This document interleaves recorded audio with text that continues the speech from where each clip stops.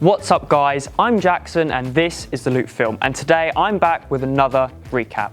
This week we are talking about The Last of Us episode 4, so let's get right into it. As always, be warned because there will be spoilers ahead. We open with Ellie pointing the gun that she got from Bill and Frank's and looking at herself in the mirror. She seems ecstatic that she has this gun and can't stop checking it out. Ellie unloads the gun, which shows she knows her way around from when she was in Fedra Soldier School before she was bitten. Joel siphons gas from a car and then tries to explain to Ellie how it works, but has no clue. Nice, how does that work? It's a siphon.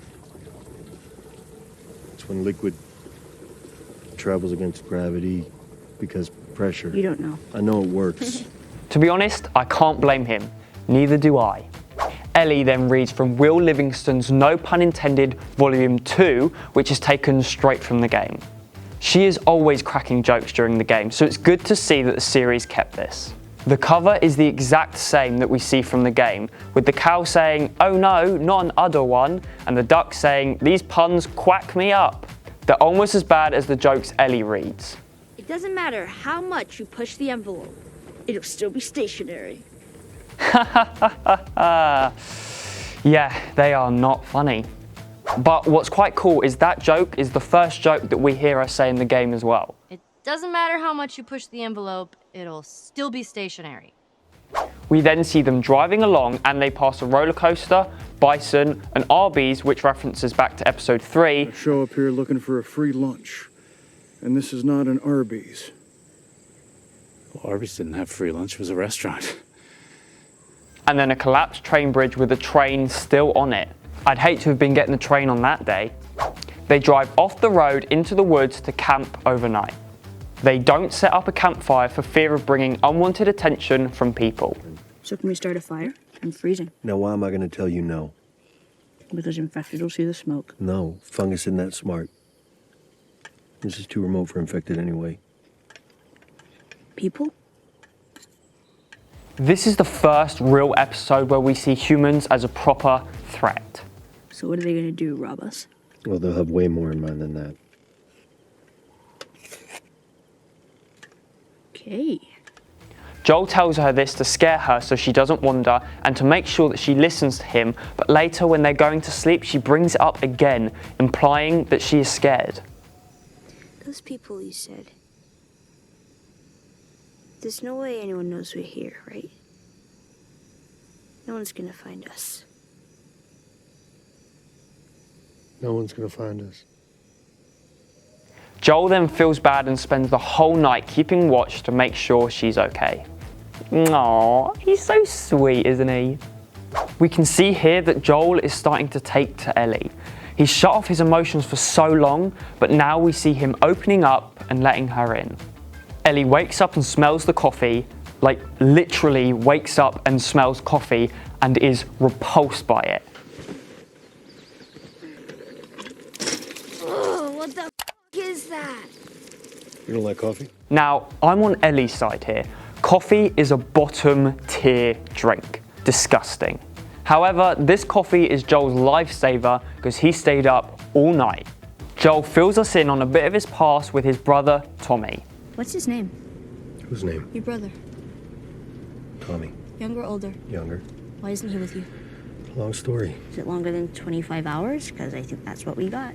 He says how he was always a joiner and how he joined the army, then he quit the army, then in the outbreak they made a group, and then he quit the group, and then he joined the Fireflies, and he quit the Fireflies, and now he's in Wyoming.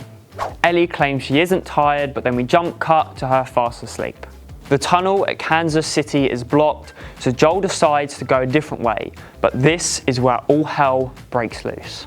They drive through the city and we see a pile of burnt bodies, and not gonna lie, they don't look like infected. Ellie spots the QZ vacated, which is not a good sign. Then a man comes down the street claiming he's hurt and asking for help. Joel sees straight through this and tells Ellie to put her seatbelt on. They floor it and a hunter throws a brick onto the car window and they end up crashing into a laundromat. Later on, we find out that Joel knew it was a trap because he's been on both sides. Hey, you know that guy who said he was hurt? How did you know it was an ambush? I've been on both sides. Joel has a shootout with the hunters, and as he turns around, another one jumps him and then begins to choke him. This is where Ellie's gun comes in handy. She pulls it out, leaves her hiding spot, and shoots the hunter in the back. He begs for his life, but Joel tells Ellie to leave, and we hear him stab the hunter to death. Joel and Ellie then make their escape and hide in a nearby building. Then we meet the big, bad Kathleen. Not gonna lie, she doesn't look very scary. I'm quite surprised that she is the leader of this ruthless group, but I'm guessing there's a dangerous side to her that we haven't seen yet. She interrogates this doctor, trying to find out where some people are. Now, one name will stand out for the people that have played this game: Henry. In the game, we meet Henry and his brother Sam as they are also trying to escape the city from the hunters. Kathleen is set on finding Henry as she thinks that he gave Fedra information that got her brother killed. She's called away when the bodies of the hunters Joel killed are brought back to base. She comes out and asks, Will he live? What if I had a doctor?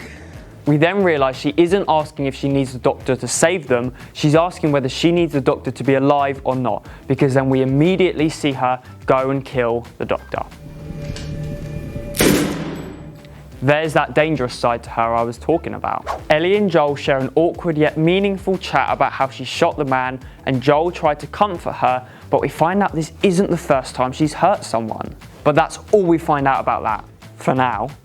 Joel gives her back her gun and teaches her how to hold it the proper way, and then trusts her with it for the future. Kathleen's right-hand man is the same guy that voices Joel's brother Tommy in the game. How cool is that? He takes her to Henry and Sam's hideout, where we can see Sam's drawings all around the walls. Perry then takes her to this room with a caved-in floor that seems to be pulsating. I'm guessing that there are infected below, and possibly even the bloater that we see in the trailer. Joel and Ellie climb 33 floors up this building and then set up camp for the night, and Joel spreads some broken glass on the floor. He asks Ellie about the first time she hurt someone, but she doesn't want to talk about it. When we were talking about hurting people, what did you mean it wasn't your first time?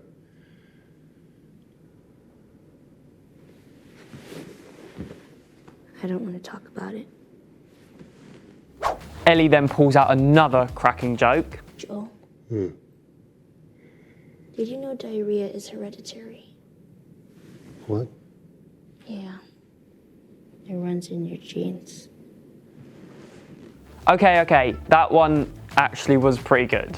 Joel's glass trap doesn't work too well because he's woken up by Ellie's scared voice with Sam and Henry holding them at gunpoint.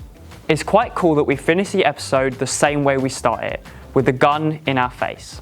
And so that's that.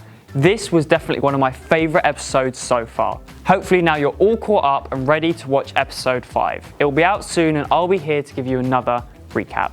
Make sure to like, subscribe and follow us on all our socials at The Loop GA. I'm Jackson, and you're now in The Loop.